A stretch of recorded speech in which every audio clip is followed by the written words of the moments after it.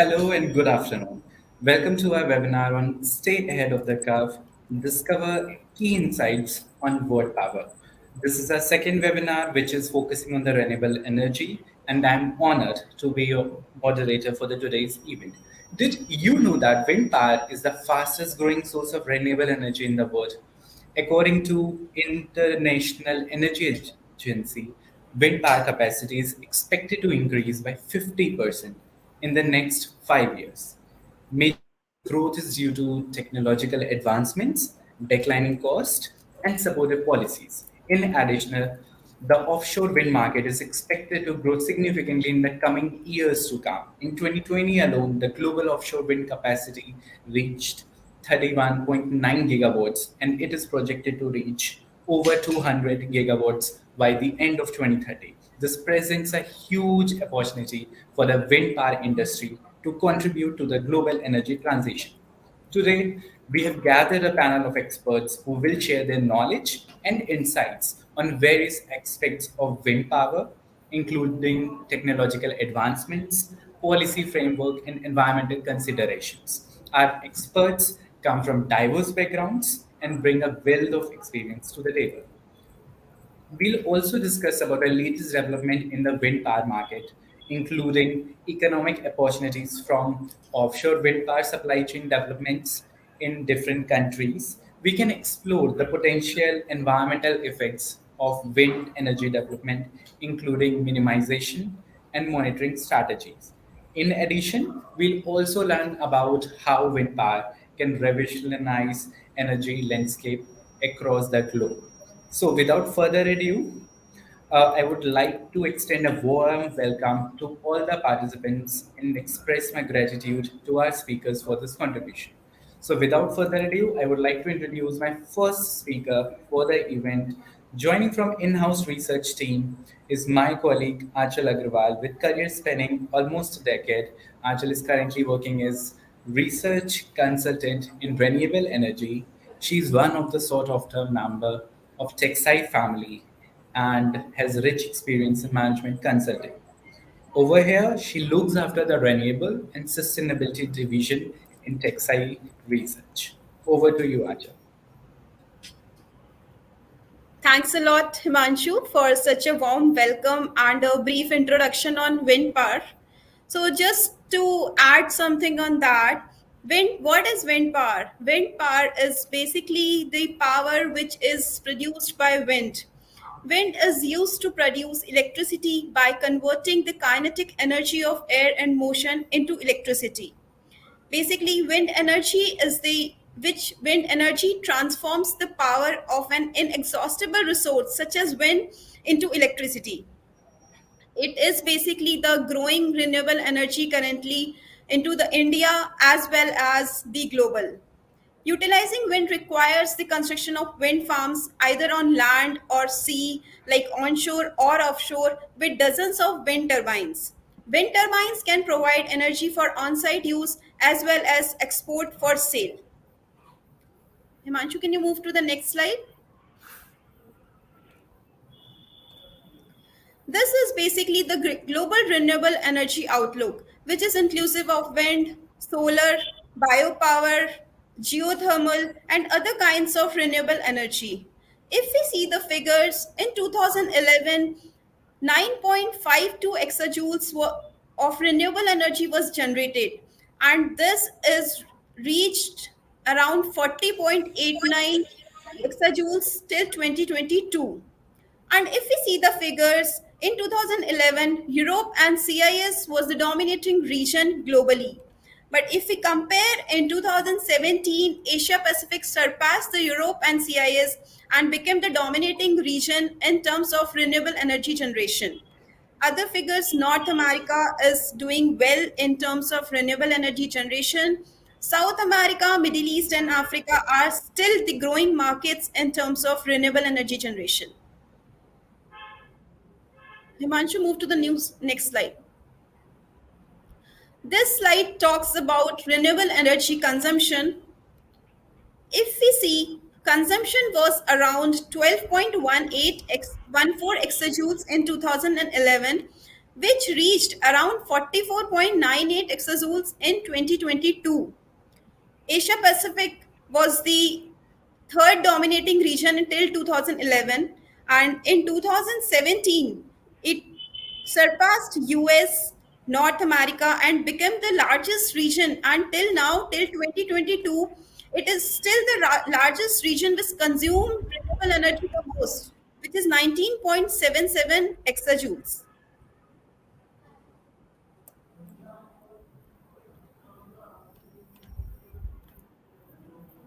So, wind energy or wind power is a segment of renewable energy. Currently, solar and wind are the major two energies which are the dominating among the renewable power energies. If we talk about wind generation, around 440.38 terawatt hours was generated in 2011, and this figure reached up to 2151.66 terawatt hours in 2022. And if we notice, in 2011, Europe and CIS, inclusive of CIS, 42 or 43% was generating through Europe. The wind was generated through Europe. And currently, Asia Pacific is the dominating region which generated huge wind energy. The 26% was generated by Europe, then 23 was generated by North America, South America was 7%, and Middle East and Africa is still way behind in generating renewable powers like Saudi Arabia or other countries because their focus is mainly on oil and gas.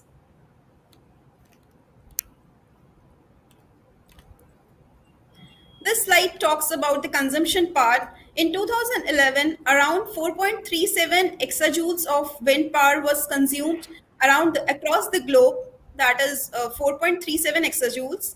And till 2022, around 20.16 exajoules of wind power was consumed across the globe. Currently, Asia Pacific holds around half of the market of the consumption of wind energy, around 43 to 45% held by Asia Pacific in 2022, and around 26% is holding by Europe and CIS.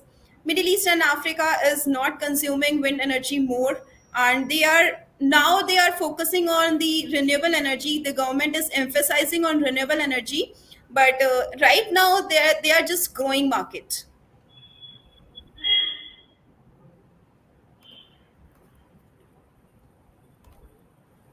This is the installed wind turbine capacity in gigawatts. Currently, till 2022, 906 gigawatts of wind turbine capacity was installed across the globe. And if we see the figures, around 50% of the wind turbine was installed through Asia Pacific. Major reason is China, of course. China is the leading market in terms of wind capacity installation. And other major markets in Europe, it's Germany. In Asia Pacific, it's China and India. North America, US is the major contributor. Basically, these 4 to 5 markets are holding around 70% of the installed wind turbine capacity, which we are going to see in next slide.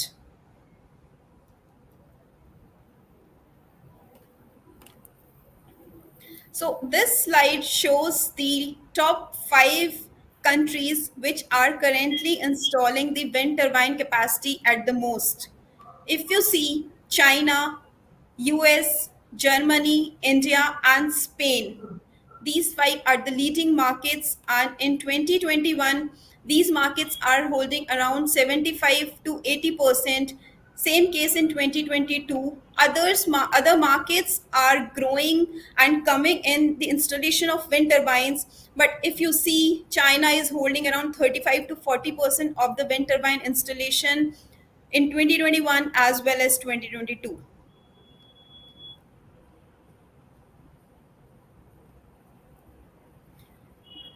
Currently, across the globe, these are the top 10 wind turbine manufacturers in the world. First one is Vestas. We have an honored speaker from Vestas too. Siemens Gamesa is the second one. Goldwind, GE, Ambition Group,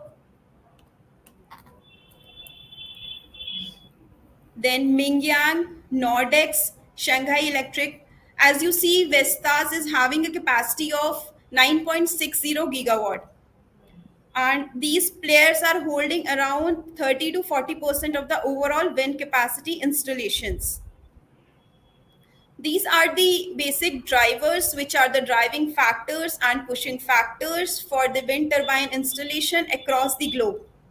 First one is obviously climate change and environmental concerns. Every government is concerned about reducing the greenhouse gas emissions as well as carbon dioxide emissions from their country.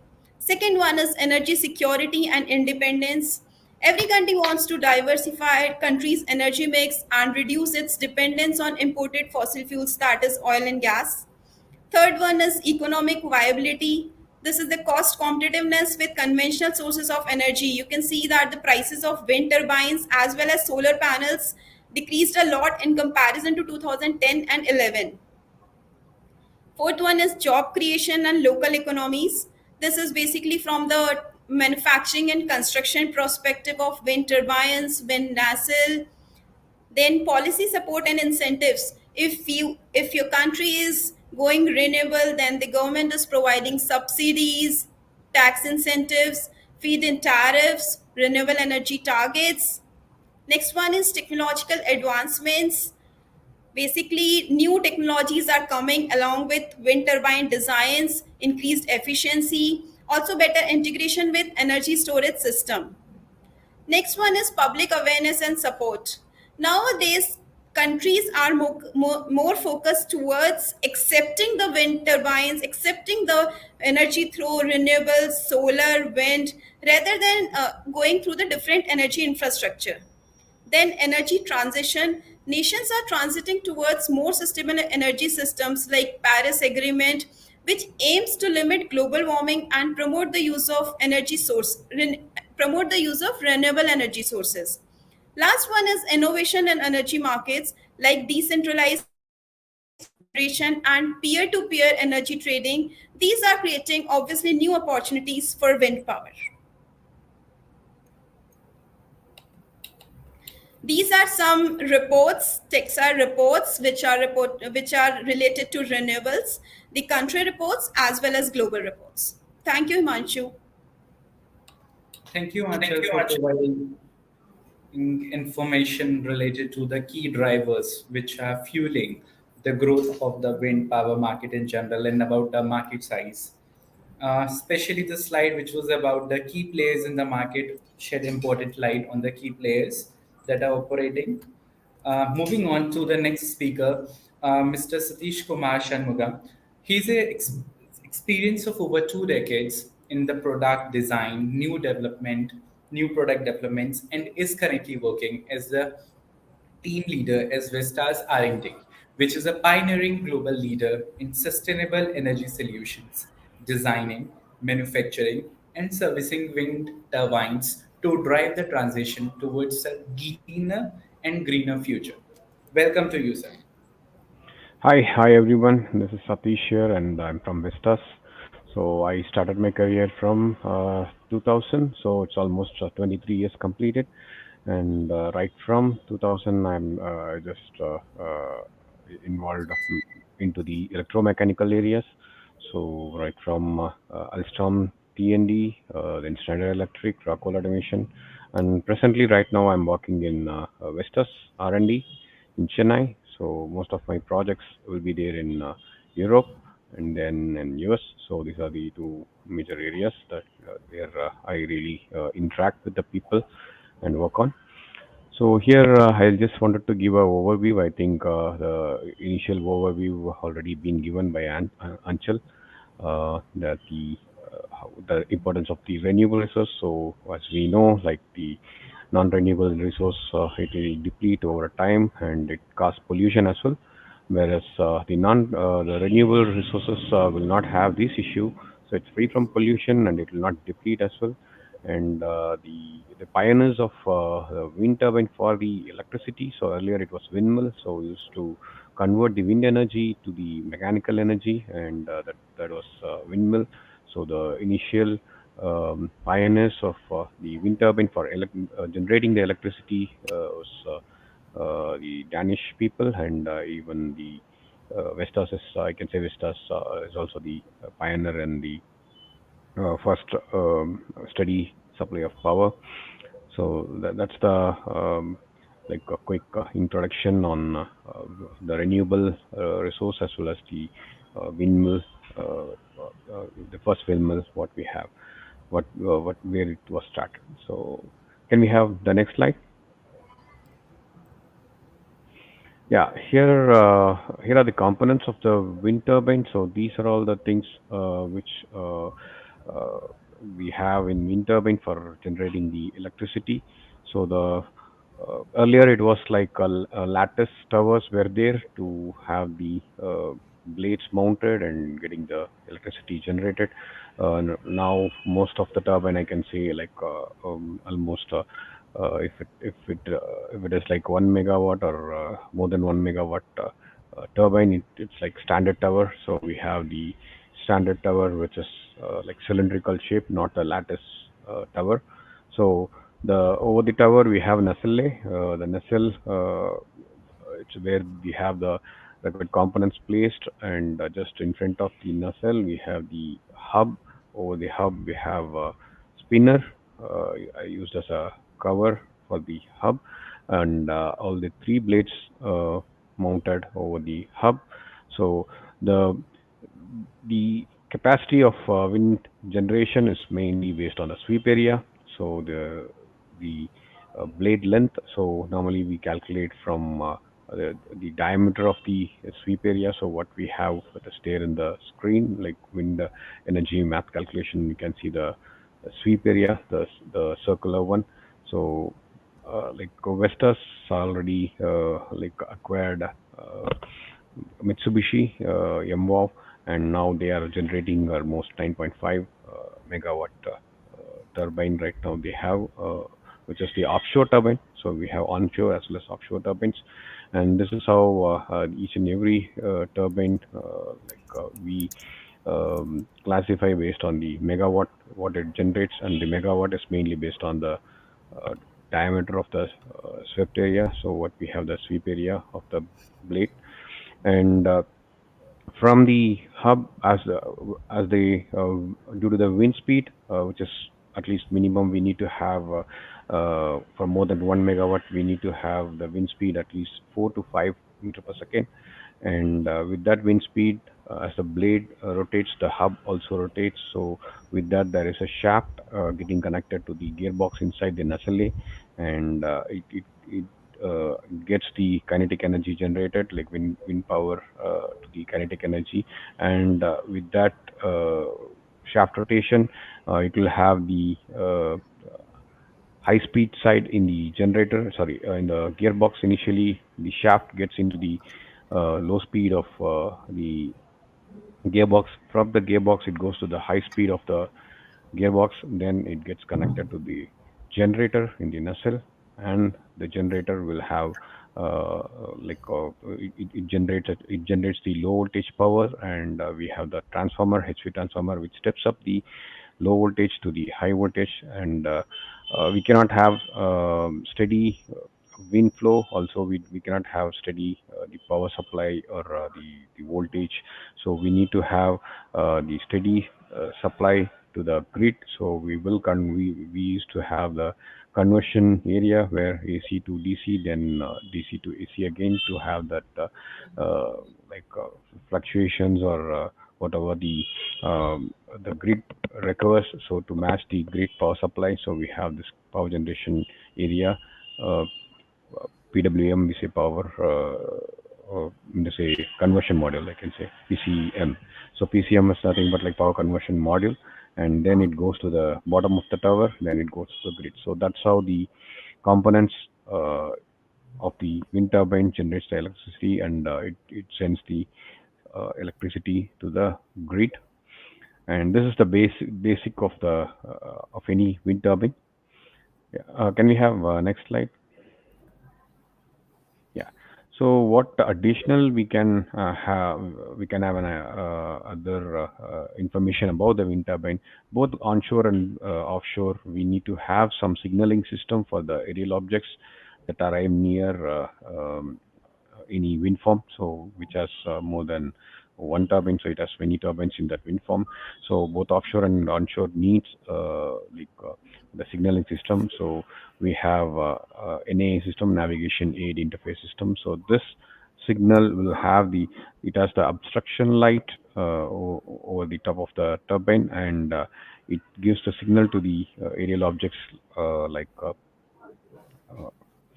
any flight or whatever the flying objects over there it reaches. So it will have the signals from the turbine that there are wind farms are there. So with that, it can have the right path to its destination.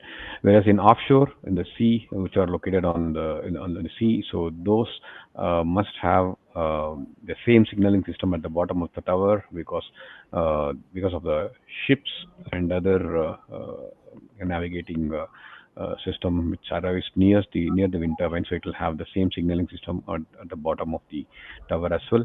Addition to this, we can't reach by any roadways or even by ship also to reach the turbine in the offshore. So we need to use helicopters for the servicemen to land over the heliized area over the nacelle. So we have heliized lamps that are mounted over the nacelle. So it will ensure like whether the serviceman from the helicopter can get down over the top of the turbine or not. So there until it glows into green, so he is not allowed to get over the nacelle for any service related area. So it gives a signal that heliized lamp will be there. And to identify which turbine, so each and every turbine on the offshore will have uh, ID marks, I can say, numbers over the top of the nacelle. So to identify that, they have another light called ID light, so that will focus over the nacelle area, and those nacelle area will have the science ID numbers. So based on that, the service person from the helicopter will identify that particular turbine when he comes over the helicopter and lands over it. So these are all the NAA system that we have in the wind turbine to identify which wind turbine or the route of any navigating system. So it should identify there as a wind farm. So these are all the navigation aid system that we have in the wind turbines. Yeah. Next, moving on to the next one. Yeah. And for lightning protection, obviously we have SPDs, surge protection devices. So it starts from the tip of the um, blade and even every corners of the nacelle, so which you can see the right side. So and directly it will come to the bottom of the tower, and all the earth cables will be connected to the earthing area. And when they lay foundation for the tower, so they have the required earthing system at the bottom of the tower. So that will transmit whatever the lightning issues that comes instantly, so that will get transmitted to the bottom of the ground. So that is what they use all these SPD and shield cable. So this surge protection devices, it's not will not be there only on the blades, even on the turbines there will be cabinets. So each and every cabinets of the uh, nacelle area, so we'll have the SPDs inside it, and it transmits all the surge protection, just a surge currents due to the lightning condition will get transmitted to the ground. So and you can see what is the current peak current value, and what is the total charge that get transmitted. So this is the system that is mainly used for lightning protection. And I think that's it from the wind turbine part area.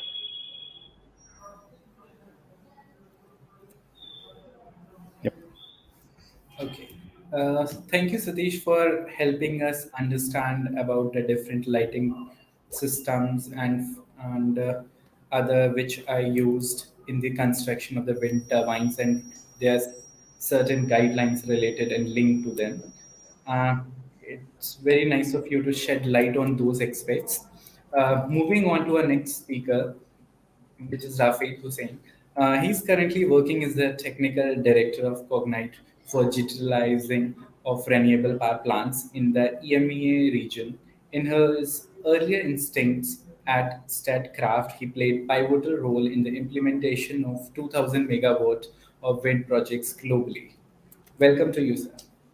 Hi, thanks for the introduction. And Satish, it was really nice insight regarding the navigational lights. It was a nice insight for the green. Welcome. Yeah, thanks a lot. So I'll just be trying to give you some key insights, but I will also try to give you some insights regarding why these numbers are coming, what is growing or driving these numbers today. So thanks a lot for introducing me, Himanshu. So yeah, let's go to the first slide, I guess.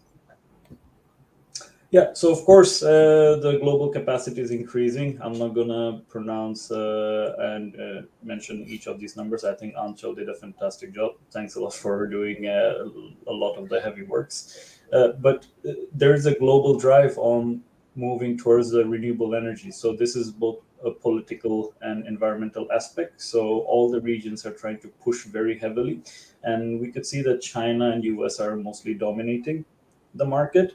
Uh, but of course, in terms of percentage of power consumed, we also see that Europe is doing a great job in terms of research and development as well. So there are different aspects. So one is just production, where how you're producing all the powers generated in terms of numbers, but also we see the research and development base where the new technologies for operation and maintenance are kind of better handled in Europe as well. And of course, we see that the year-to-year growth is 10% because of the new CO2 and energy policies that are coming in. And we could only expect that it's going to increase another 40 to 50% over the next 7 to 10 years. And of course, the biggest drive is on the onshore, towards the offshore side, because onshore is a bit tricky due to the acceptance politically and environmental acceptance. We see that the offshore sites are being pushed a lot more right now in the industry.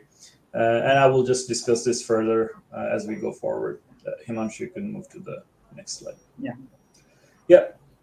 So of course, it's really interesting. We see right now all the new turbine installation, almost 60% of them are greater than 4 megawatts, right? So of course, Siemens, Gamesa, Vestas, GE, so they are really leading the way by implementing the newest R&D studies and just implementing it as fast as they could to increase the efficiency. And we immediately see that the efficiency, or we call it also capacity factor, but for the audience, I will say the efficiency has increased from 35 to 45%. And of course, what it means is that when you say a turbine is producing 5 megawatts, we mean 5 megawatts rated.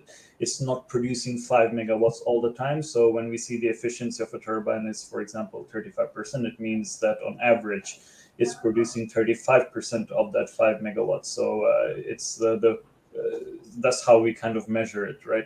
But of course, the efficiency improvement is being massive because also turbines are being produced further for offshore industry, and it makes it easier because the wind is more stable. And of course, there are floating wind farms. They're coming into operation as well. One of the main reasons that this is being pushed is because of the installation cost. So the installation cost reduces a lot because you don't have to do the piling on offshore installation, because that's a massive cost. You will see that most of the new offshore wind farms are kind of being pushed further away from the on-site substations, or we say the grid connectivity, right? So what it does is that the piling cost really increases. So that's why we see a huge push to the floating wind farm. And what this is causing is the LCOE is also reducing, and what it's doing is it's making more further investments or more asset owners to be interested on this, because they see that this is actually a profitable business. There is one interesting though. This is the reason I also mentioned the energy storage integration. Why this is important, because the more you install wind turbines or wind farm into a sector, you will have issues of grid stabilization. So that's why we see that further integration of wind farms into a country or into the utility side of any country. They want to also involve energy storage so that it's also able to kind of both stabilize the grid during, let's say, unplanned maintenance or when the wind speed is maybe not predictable, and also maybe to store additional power because of market operation, because there is also a new thing which is very important, which is power markets, right? So now it's not only electricity generation anymore. There's a huge game of power markets, and that itself could be another topic of discussion one day. Would love to discuss about. Yeah, Himanshu, you could just move to the next slide. Yeah, so it's very interesting that we see that the global capacity, the biggest global capacity is actually in the Asian region, which is very interesting. So China is targeting 250 gigawatts by 2025, and that is insane. And very interesting to see. So they're just producing and producing. Although most of the top Chinese wind producers we really don't know the name of, but please just have a look. I would recommend the audience like what's happening right now. And of course, North America is seeing the interest in this. And the funny part is a lot of these investments are actually coming from oil companies as well, because they're trying to heavily invest and enter the renewable market, because they see that this is what's bringing the money and also where people are interested in investing. So US is targeting a 30 gigawatt offshore by 2030.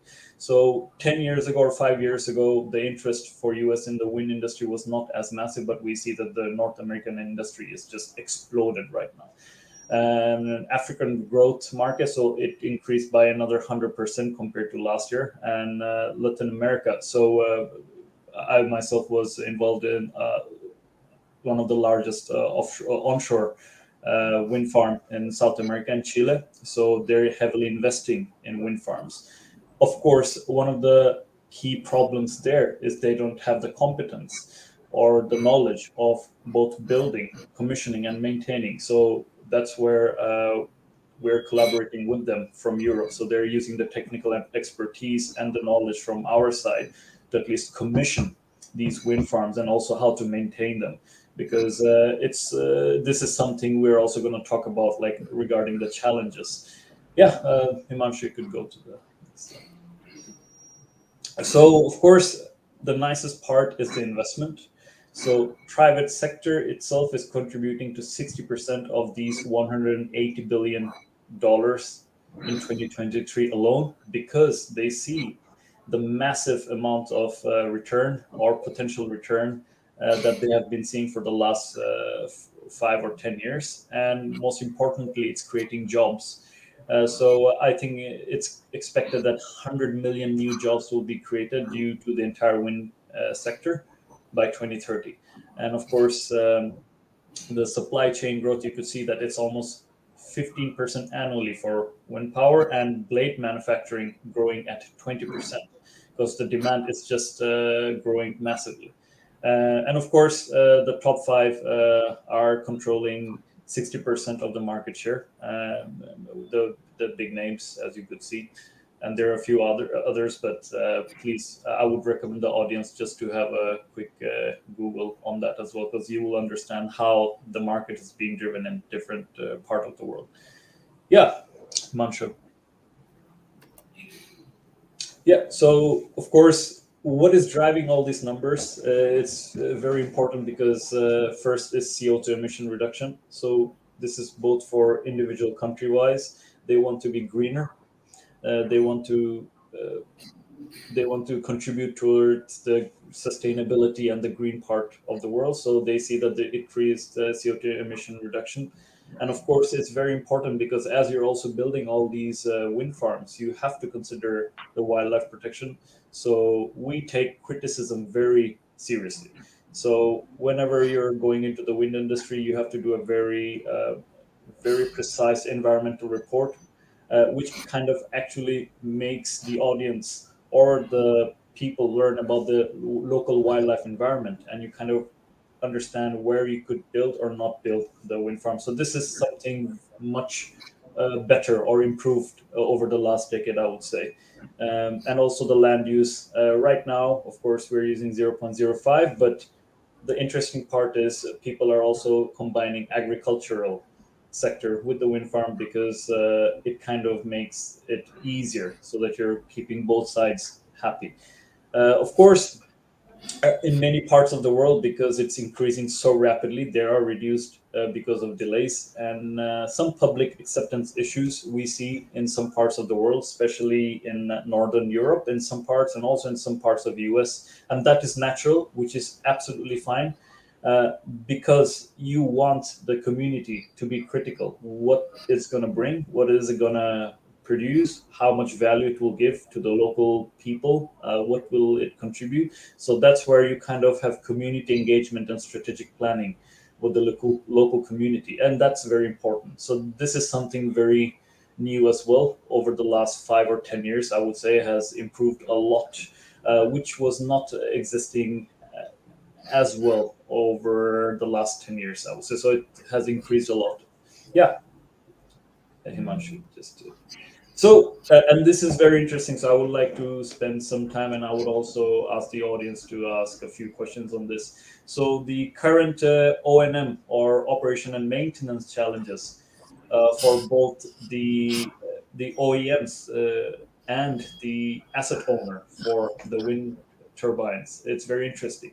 So because of the volume of all these wind turbines being produced at such a fast pace, the number of unplanned maintenance where you get a lot of alarms which are not related or planned are increasing in very tricky terrain. So it could be both offshore in a very tricky environment and onshore, very far away from local place, right? And what happens is your operation and maintenance cost increases as well, which you maybe not have taken into consideration.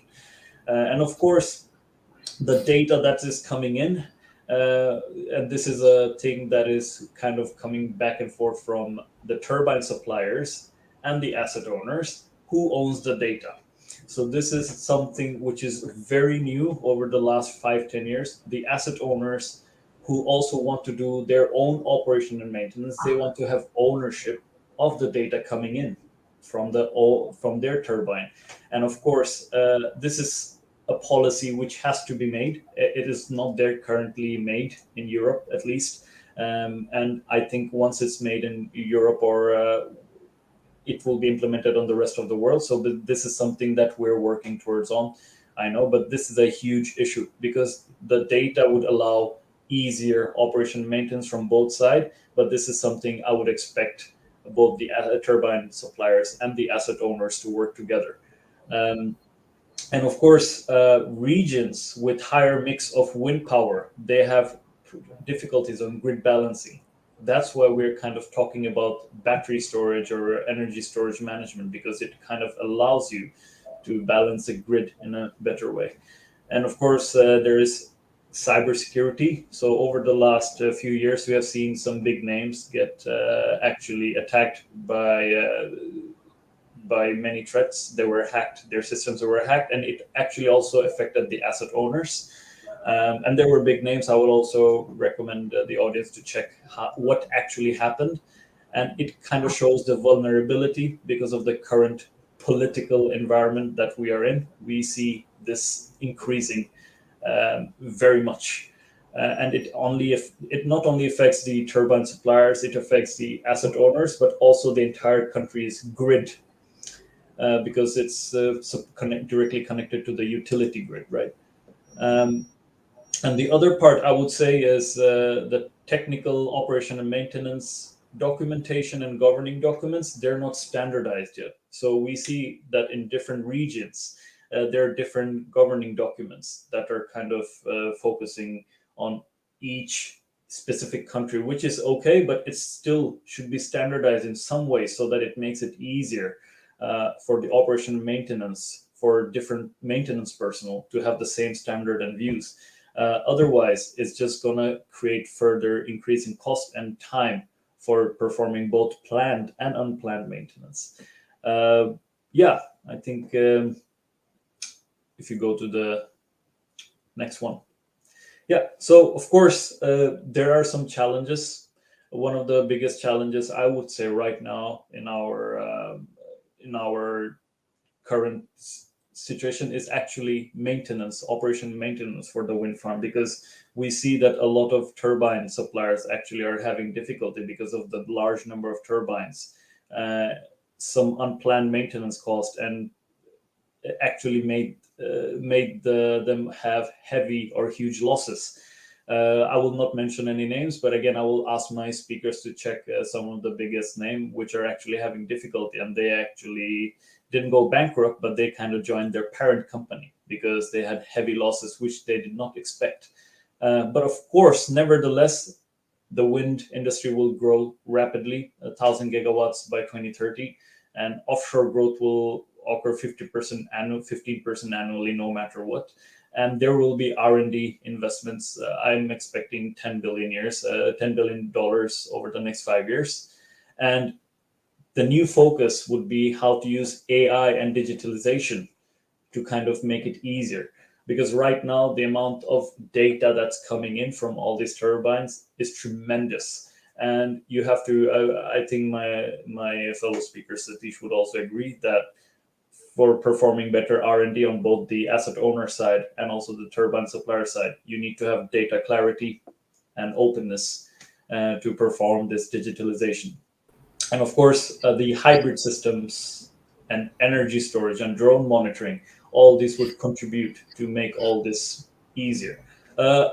From my side, so I was working mostly on the tender part, tendering documentation, and choosing who would be the turbine suppliers, and working during the O&M phase. We saw that collaboration only helped a lot. So we only ask for openness, like could you make sure that we have data openness, innovation openness, and what it allowed was that you have a better wind farm, very structured and synchronized both within the turbine suppliers and the asset owners when they work together. And of course, I assume the challenges are different in different part of the world because of the policies that are created, and also the documentation and the tender documents that are created right in the beginning. So I would also recommend that we work together towards a sustainability goal, because the goal is to massively reduce or move towards complete renewable by 2050 for most part of the world. Yeah, thanks a lot to Manshu. I think the next slide is. Yeah. So feel free to ask questions later, or add me up on LinkedIn, and also just add your questions in the comments. Yeah, thanks a lot, Himanshu. Yeah. So we do have received a number of questions from the attendees. So let me quickly flash one for you. So this is a question in general for both of the speakers today. That so while setting up a wind turbine, what are the factors that impact the amount of wind energy that can be generated from the wind and turbine? I think I would leave this question to my fellow speaker. Yep. Satish. So it's there is a team called wind capturing system. So they just see the place, the altitude, and what is the wind flow over there. So they have various sensors and other stuff to capture the wind capacity. So with that, they will decide whether they can have the turbines installed in that particular area to generate a certain amount of or a certain megawatt of electricity or not. So that's the team. Like wind capturing system is the team. So they have the factors of wind flow and altitude, and also it should not be on closer to a defense area. So we have a lot of components like IntelliLight system, so which has the radar in it. So that should not impact the in defense area system. So it should not be closer to defense area, and also it should not have more sound. If it is residential, some residential areas there. So residential in the area, in the sense like they have some farm areas nearby, and that should not create any sound or this thing. So all these factors considered to first have the wind turbine installed, and amount of energy is mainly based on the wind speed and also the altitude of the area. So just to Oh, add, Satish, like Yep. you just said, the wind turbine and the altitude speed. So what is the reason that Middle East is very behind from all other regions? Maybe they are just focusing on oil. Now they are diversifying the economy. They are focusing on renewable energy. But still, if we see the stats, if we see the figures from 2011 to 2022, they are still far behind even from Africa, other regions. What's the kind of reason behind that? What can be the Uh, reason? yeah. Mainly, just like that, we cannot have a wind turbine installed over there, so they should get right, when they say, clearance from the government, and also it has to meet the standard. So when we have particular turbine installed in particular area, so even there are some kind of cleaning agents which comes automatically, so that should not affect the standards over there. So based on the clearance from the government and some certain agencies, so with those permissions only we can have the wind turbine installed. So I'm not sure about what about the Gulf areas, why they're not having. So I assume like they may have the issue of getting the permission, the clearance from the various departments. Yeah, I could also add here, Anshul, one of the key reasons is right now, in general, the price of oil is very cheap. And Right. of yeah. course, the production for energy for them right now, as we see the LCOE, as we see, it is very cheap for them. But we see that they're planning to do massive amount of integration for solar, actually, Mhm. in the Middle East. That is going to be mm, bigger key player than wind. That is at least my consideration. So we see that a lot of solar farms are being planned, and the ones that are being planned, they're humongous. They're actually, up to 2, 3, 400 megawatts. That is just insanely humongous, right? So they're being planned. Um, by a lot of these Gulf companies. I can't name because I think these are just not out in the media yet. But it's gonna come, and when you will see it, you will see the numbers just rise. How do you call it? Just rise very exponentially in the Middle East. And that is something we're expecting. But as of today, right now, the cost LCOE coming the power generated from the oil sector, it's still very low. So that's what hasn't really driven them really yet. And of course, they are not part. Some of the countries are not part of the CO2 emission or like the goal, and it's not really driving them or punishing for CO2 production in a way. So there's no motivation, right? So all these factors are motivating other countries, but for them, they're like, why would we need it? It has to bring value, and not only for sustainability, but for the local citizens or the local population. So when that happens, and that is happening right now, they see the growth in population. When that happens, it's going to come very fast. Okay. I agree with Rafid on that part that when it is coming to Gulf countries, they are trying to diversify from oil, but at the same time, instead of turning towards the wind energy, they are trying to turn more towards the solar energy because I believe that they are rich sources in that matter, and that is a way ahead for moving forward. Sure. Moving on, I do have received another question. This is specific to you, Satish. You mentioned about the navigation aid interface. So basically, it is a two-part question. Are there specific companies that operate into navigation aid interface systems into manufacturing of these kinds of systems? And second thing, like you mentioned about certain guidelines or authorities which mandate that there's a particular kind of lighting or there's a particular intensity of lighting which needs to be used at different altitude for visibility or for increasing the safety. Can you tell us more about such guidelines specific to India? To the answering to the first question, it is like there are Vistas just get the supplier directly, or whatever the NA system, so readily available from the market, so from the various suppliers, and directly they install on the site.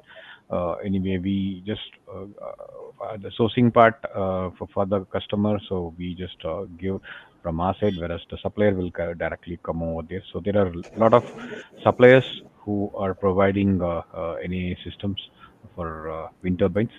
And second part for I really don't know who about the Indian guidelines. So I have just mentioned in the presentation about other areas.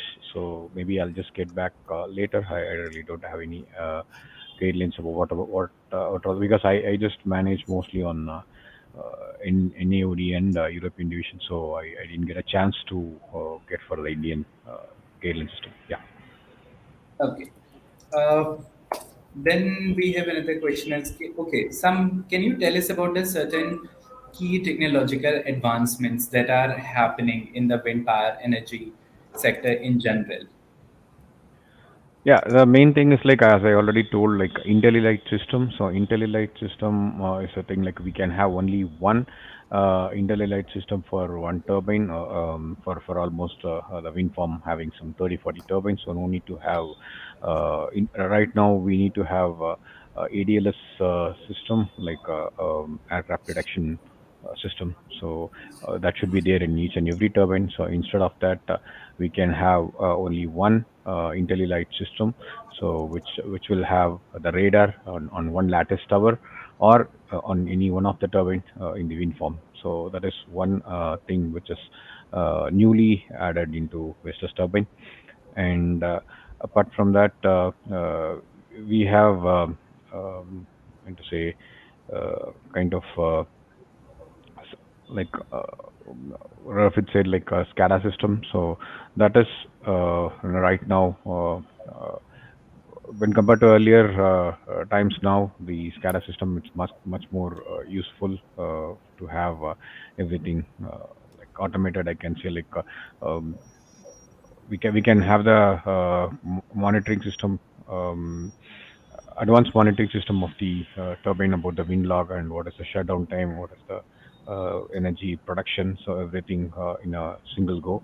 So which was taking like system 6000 was the thing earlier were used. So we have each and every areas different kind of controllers were there. Now it is system 8000. So from 6000 to 8000 it got moved, which is like we have various DCN distribution control nodes, but one system only for nacelle, one DCN will be there, hub only one DCN will be there, and blade it will be one. And for the bottom of the tower ground controller there will be one DCN, and they have TTE time triggered Ethernet. So it will get all the details from all the DCN. So instead of having various controllers, now only one DCN for each and every area, and it gets all the details like from all the turbines, and it is very easy for having the monitoring system done. Yeah. So Thank you just to so Yes, sir. much. add, like technologies like digital twin, IoT, artificial intelligence, like just to add Himanshu, so these technologies are also used in simulation and monitoring of wind turbines currently. They are just developing. The companies are exploring these technologies to simulate and monitor the performance of wind turbines along with wind nacelle, so that they can utilize more capacity from wind turbines. Yeah, Okay, yeah. I would like to come back to that. So, Achal, like you just mentioned about the digital twin. Rafid, in your presentation, also you mentioned about the key technologies and the utilization of the technologies to boost the overall process.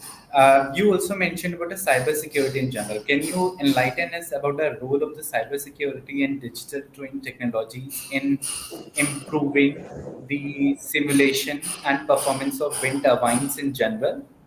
Yeah, so the term digital twin, everyone thinks that it's just a 3D model of an exact replica of a turbine or plant or anything in general. So before I just do a deep dive, I'll just take 20 seconds to explain what is a digital twin. So a digital twin is actually a combination of a data twin. So all the data, for example, what Satish was saying, coming from the nacelle, from the tower, from the SCADA system, from the vibration monitoring of the turbine, that's a data twin.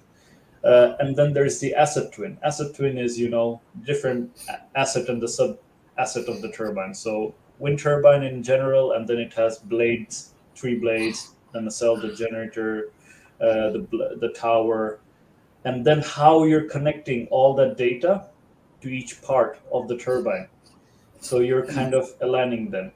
And then you have the visual twin, which is the 3D part. So when you combine all these three parts together, you create a digital twin of a turbine, which means that you have a complete holistic overview for the turbine.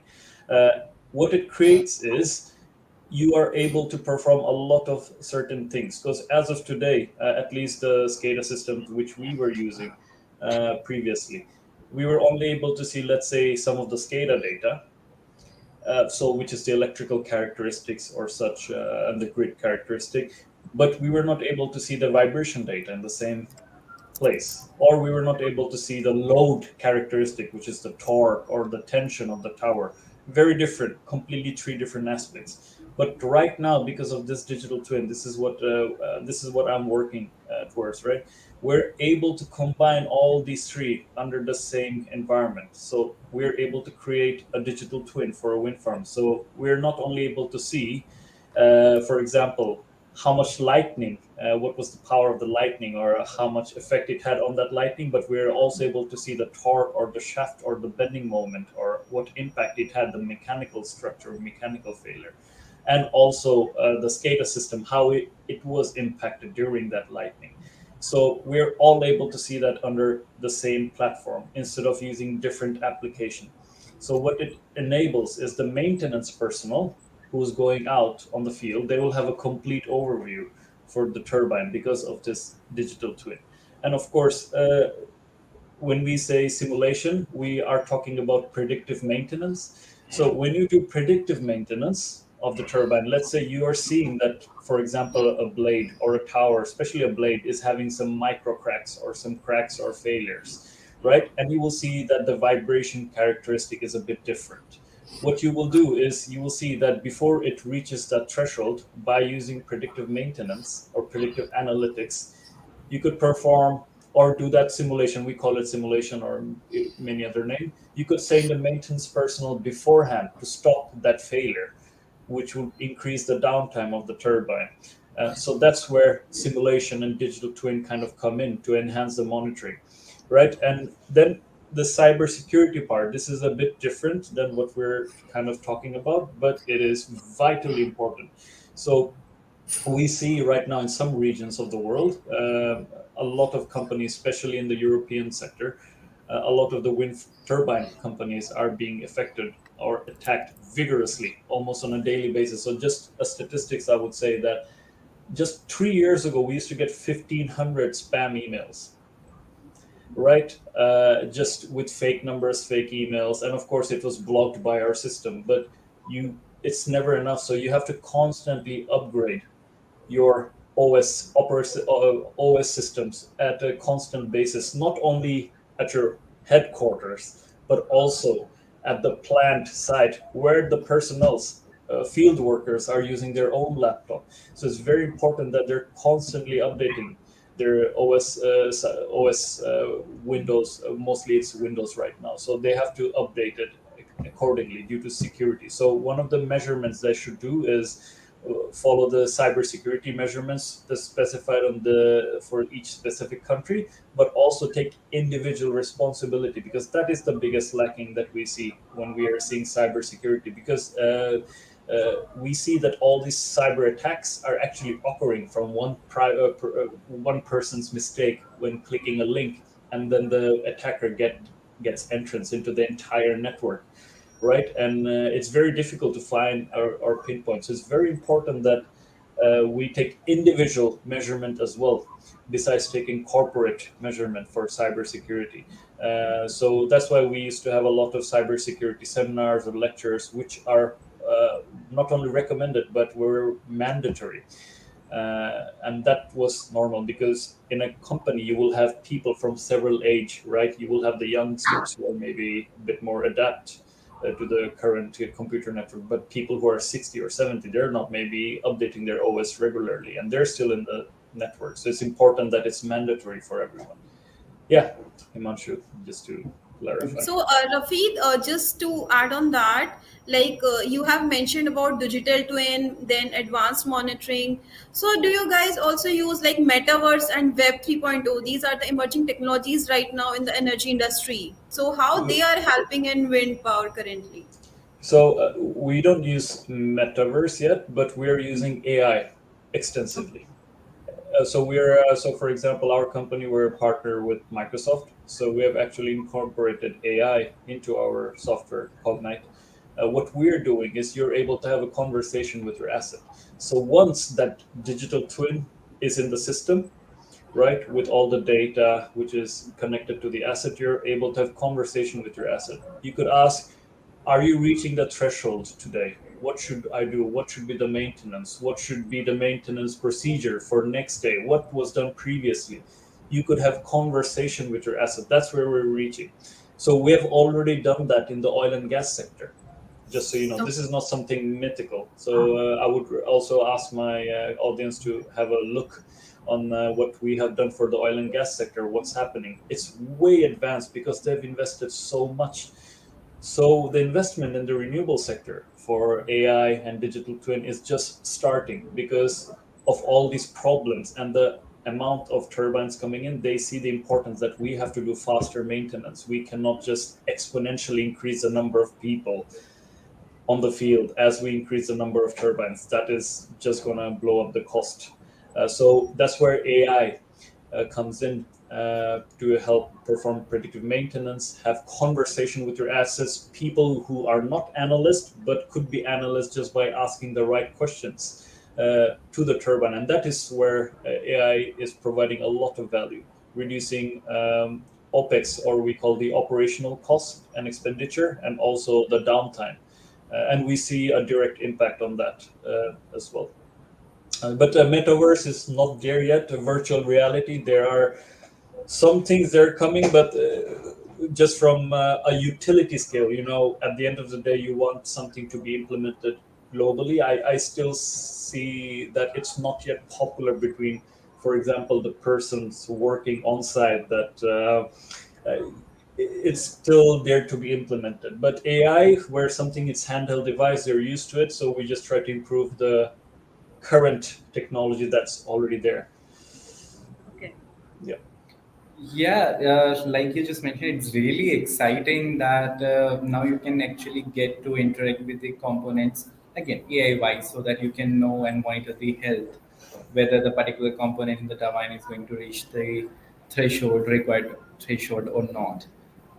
I also think that Web 3.0, or for that matter AR VR, are not that much feasible, or not, or will not be utilized on a commercial scale as of now. But I believe that those parts could be used for the training, but not on the on-site or other places.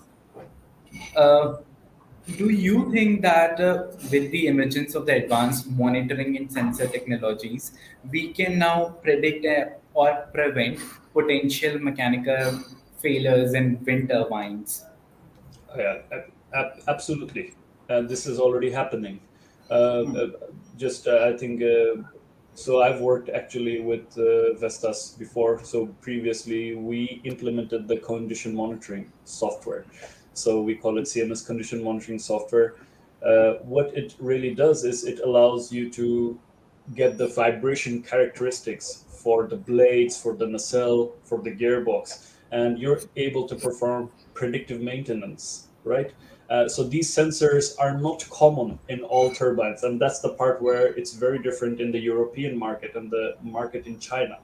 So in the Chinese market, there are a lot of failures because they don't have these sensors. So we saw that in a wind farm in Brazil that was installed by some of the Chinese companies, they did not install these sensors.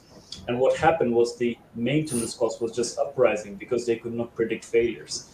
So when you have this condition monitoring sensors implemented in different parts of these turbines, it really allows you to enhance the predictive maintenance feature of the turbine. And that's where I think the market is going towards. Otherwise, we will see that the operational cost would increase just rapidly. And of course, the data being shared, that's where I also say the data being shared both by the turbine suppliers and to the asset owners, that's very important, because as of today, it's only the turbine suppliers who have the complete knowledge on what's happening with this vibration data, not the asset owners. Most of them, they have no idea. They just want to collect the data. So they're still on a learning curve. And it's more like a business side of the topic, why the data is not giving. So I will not go on that side. It's a bit different. Becomes a bit political. So yeah, answer to your question is yes, absolutely. Satish, would you like to add something to that from your use case? Yeah, in the advanced monitoring system, so right now, investors, we have the conditioning monitoring software. So it is like I personally saw some of the cases, like because of the conditioning monitoring system, they were identified like some parts are really going to have the failure nearby. So the coupler between the gearbox and the uh, generator, so it is not exactly the metallic one, so it is like fiber optic, fiber plastic. So it was having little crack, so that was identified, and also there is a ring and the blade, LCTU, lightning current transfer unit. So that was having a failure, which was not failed, about to get failed. So those are the things got identified, and before the failure, so this monitoring system identified those failures well before it should happen.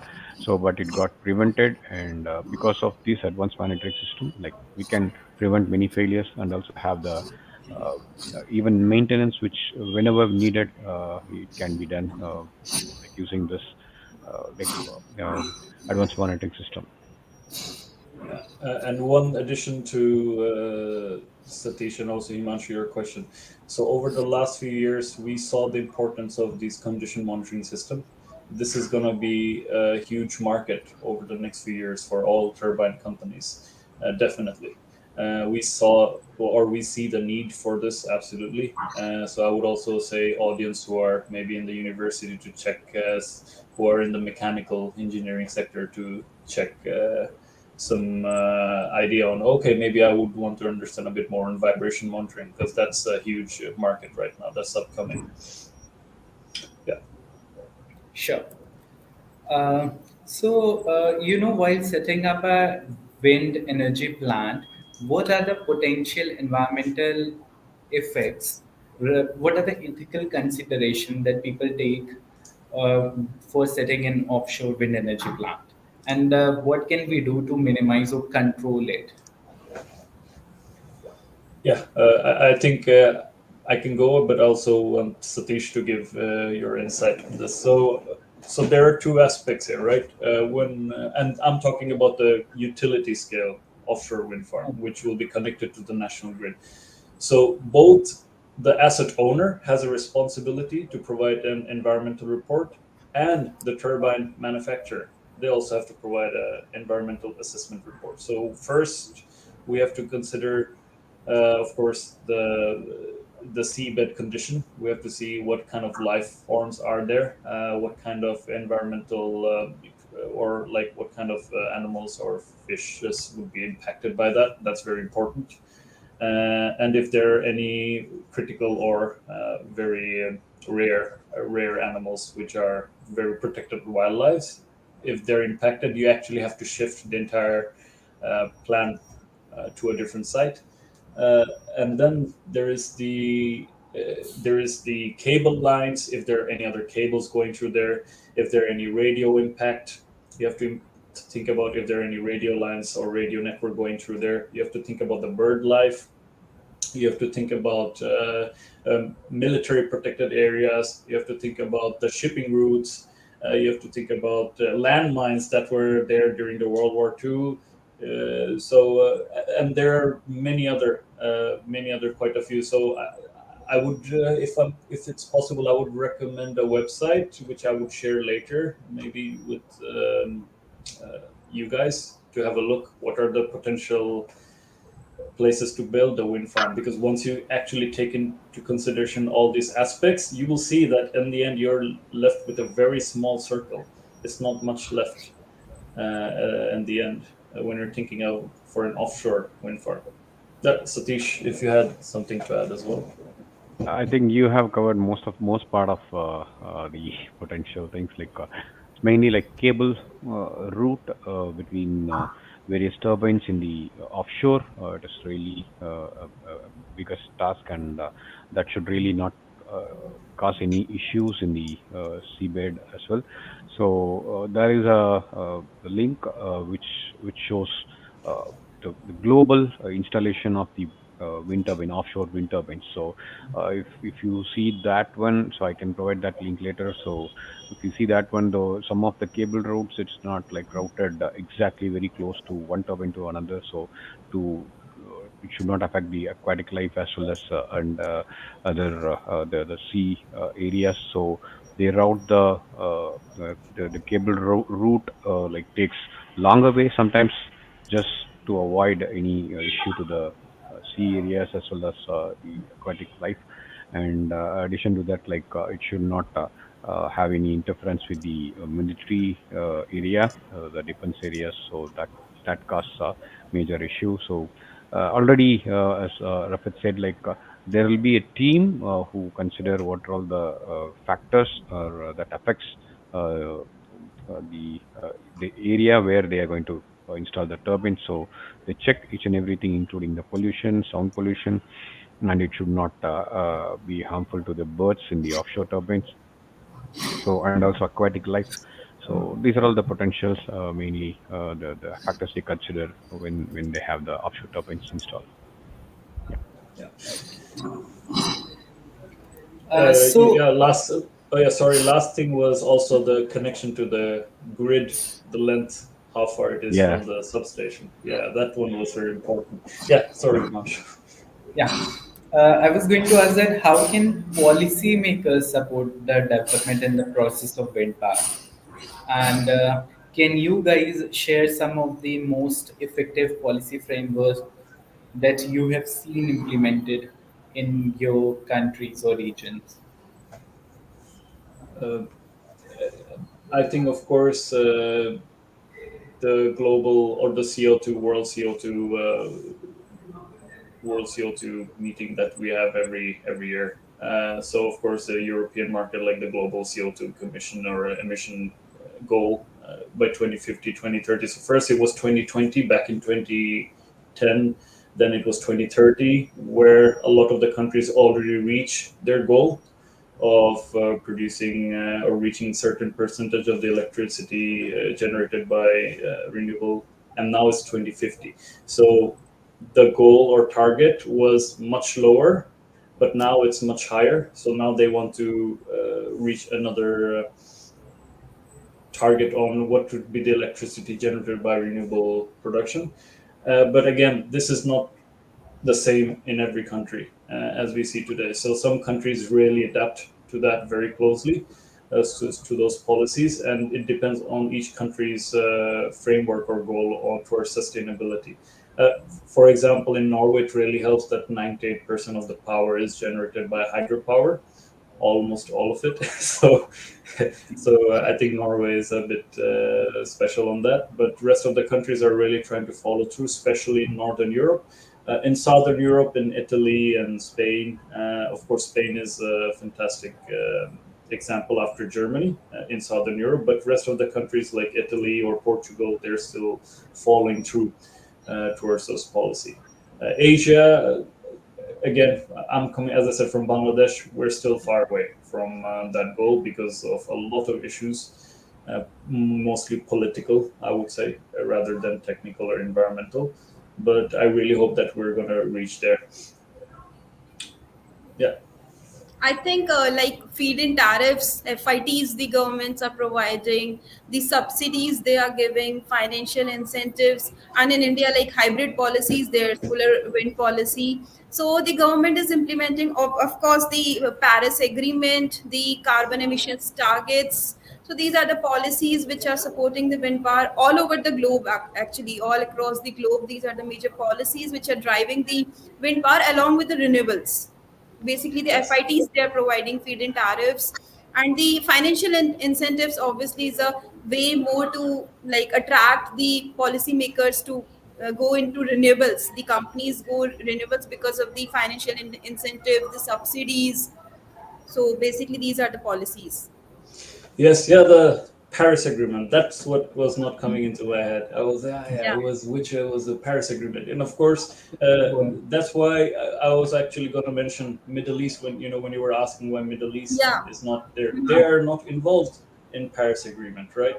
So that also kind of lets them be free on what they want to do. That's why they're not focusing that much on renewable. And as I said, the Paris Agreement really affects the Northern European countries because their electricity consumption per capita is higher, and also the production and everything is higher. So that's why they really have to follow through. Otherwise, they not only get positive tariffs but also get negative.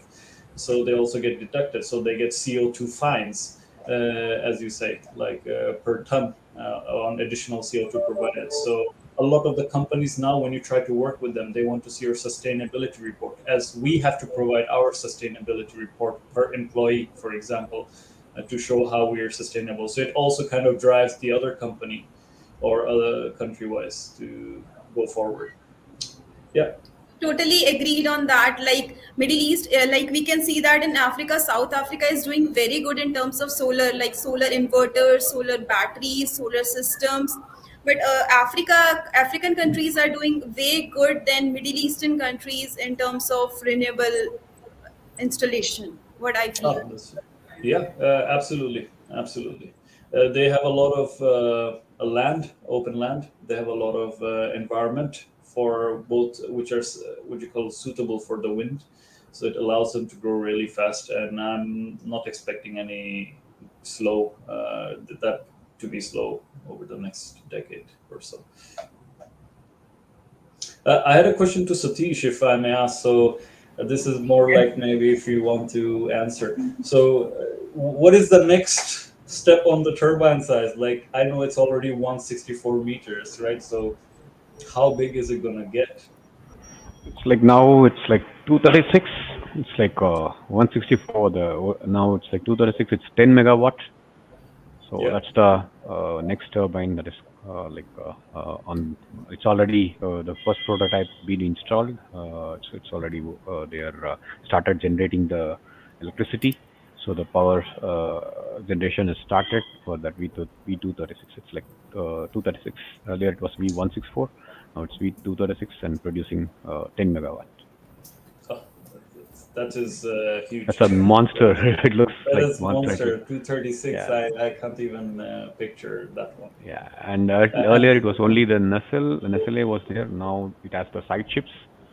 So we are I worked on the all NAI and power backup system, and also the DCN areas. So like distribution control nodes. So it's like they added earlier the V164 was not having any side chips. So right now both the left and right sides of the uh, Nacelle has the side chips, so it looks monster when compared to V164. yeah, I will okay, Google that so one. that's all from my side, and that's all the questions we had. Thank you to all the speakers for joining us today. It was really informative session, and I believe most of our attendees got insights into the wind power landscape in general across different countries and got better perspective of the things, particularly the new fields that emerging areas they need to focus on, like you mentioned about the vibration monitoring and other aspects as well. So until then, have a nice day, guys. Yeah. Thank you all. Thank you both. Thanks a Thank lot. you. Bye. Okay. Bye. Bye bye.